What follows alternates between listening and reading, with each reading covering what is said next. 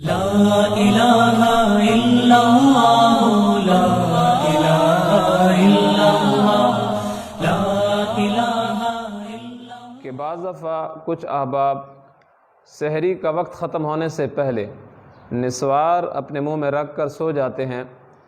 اور سحری کا وقت ختم ہو چکا ہوتا ہے، بعد میں ان کو پتہ چلتا ہے کہ میرے منہ میں نسوار موجود تھی اور سحری کا وقت ختم ہو چکا تھا، تو اس روزے کا کیا حکم ہے؟ تو یاد رکھیں، جو بندہ سحری کا وقت ختم ہونے سے پہلے نسوار اپنے منہ میں رکھ کر سو گیا اور بعد میں اس کی آنکھ اس وقت کھلی جس وقت سحری کا وقت ختم ہو چکا تھا،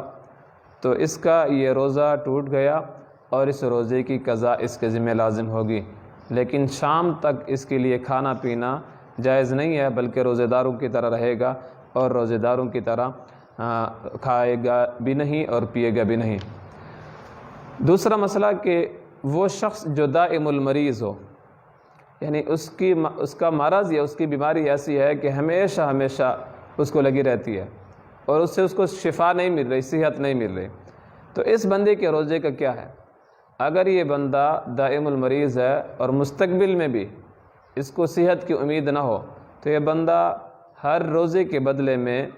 فدیہ ادا کرے گا اور تقریباً 2 کلو گندم یہ اس کی قیمت دے گا۔ لیکن فدیہ ادا کرنے کے بعد اگر اللہ تعالیٰ نے اس کو صحت عطا کر دی تو پھر ان روزوں کی قضا اس بندے کے ذمہ لازم ہوگی۔ صلی اللہ علی سیدی، صلی اللہ علی سیدی۔